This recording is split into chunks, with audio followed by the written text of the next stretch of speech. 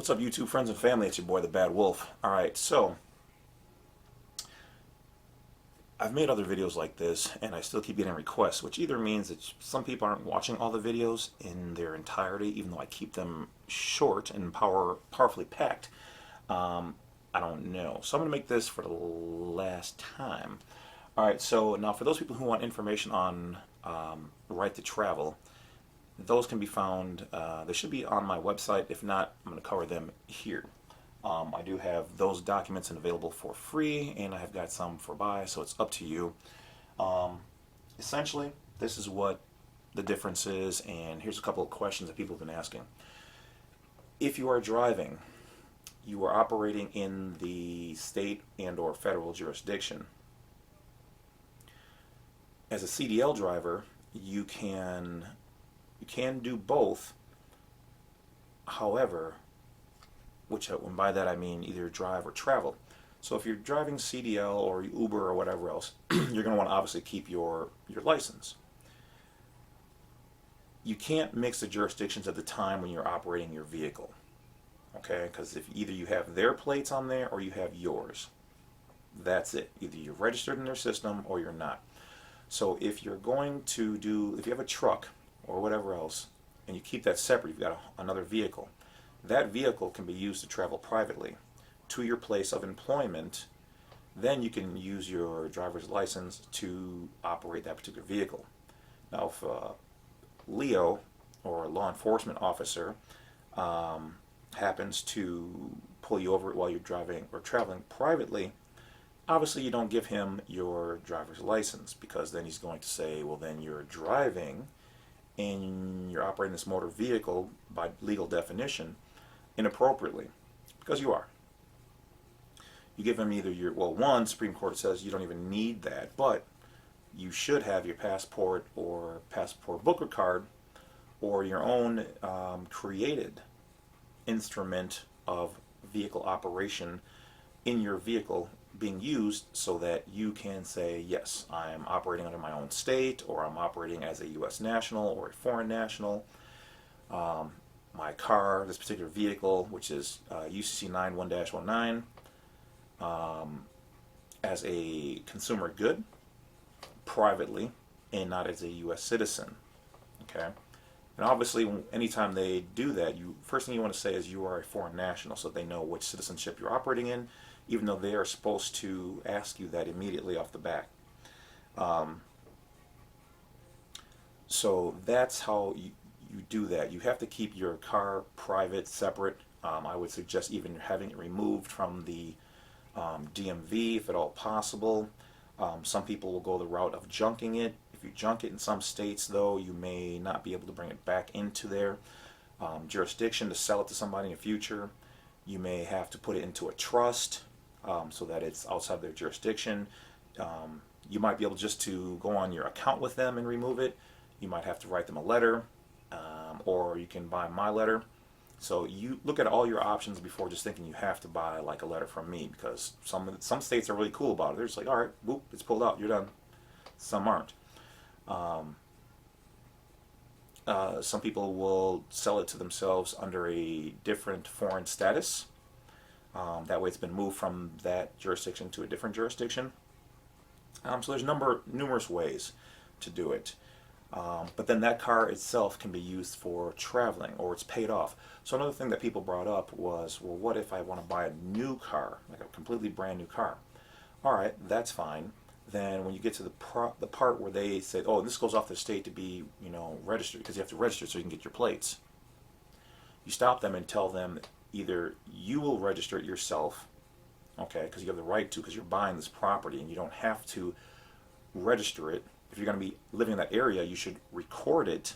Okay, so I would take the information and take it down to the county recorder and record that you are a U.S. national, that you're going to be domiciled in your private estate, and that this is what's going to be happening. Okay, but you don't have to register it, because when you register it, you're allowing the state to have a lien on it because of your U.S. citizenship status inside, because they're going to call you a resident, or you're domiciled within the state as a U.S. citizen. Okay, it puts you underneath their jurisdiction.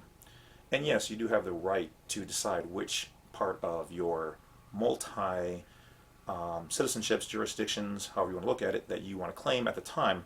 I've already had a federal agent contact me and said that's exactly what we do, depending on their situations. Okay, you do have the right to operate in the public or the private. I mean, a lot of them are doing the same things, even if they don't realize it. So that's what it is. So yeah, so you want to still record it. You don't have to register it.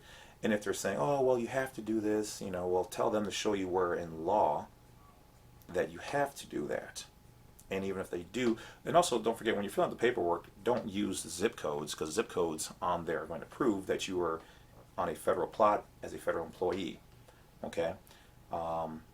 And if they give you gripe about your driver's license, if they happen to say they need to see your ID, you can tell them this is for informational purposes only. It's not to be construed with the contract, or else utilize your passport card.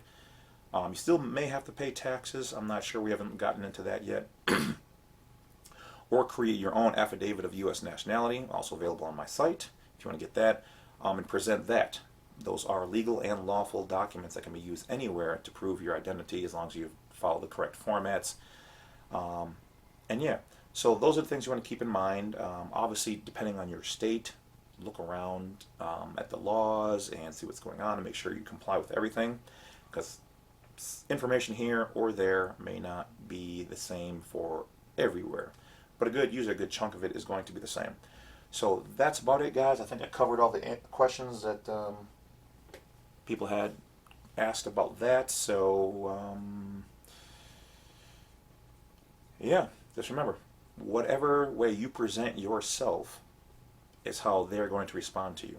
So it's really no different if somebody from Argentina or Canada or whatever came here. They're not underneath our jurisdiction. But still yet, much like us, even as U.S. nationals or foreign nationals, you cannot do damage to U.S. property, U.S. citizens, or deprive a U.S. citizen of their rights. Okay? Other than that, you, for the most part, will be outside of their normal jurisdiction. Obviously, you have to be able to handle yourself, know the words, because just going, well, I'm this, and thinking it's going to just all go away is not how it is. They still will probably send you, depending on what you've done, letters to meet in court and this, that, and the other, in which case you either need to know how to handle yourself, or you can go to my site and obtain some paperwork that you still have to, you can use, but put your information in there. It's just a stock to possibly help you out with that situation. Remember, no guarantees, because every place, situation, and magistrate is different. So it's not a one-stop shop, okay?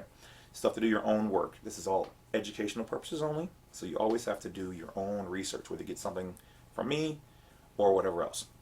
That being said, I'll say this.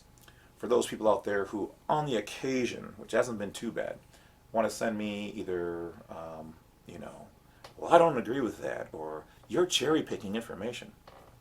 I read the first two words of those and I delete them. I don't even let that bother me. Obviously, if it did, I would have been shaking and shutting down the channel. Sorry. But I do want to thank those people who out there appreciate the information and do their own research. This is a guide. This is not a you have to do this. Okay, by no means.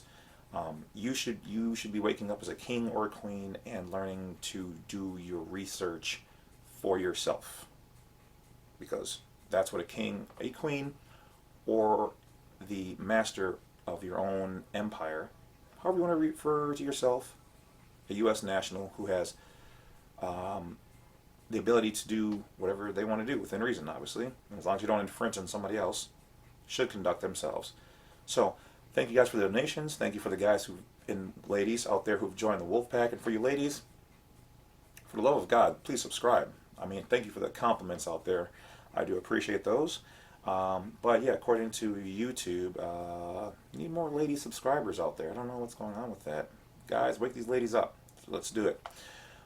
Thank you guys for everything. Appreciate you. More information to come. Don't forget to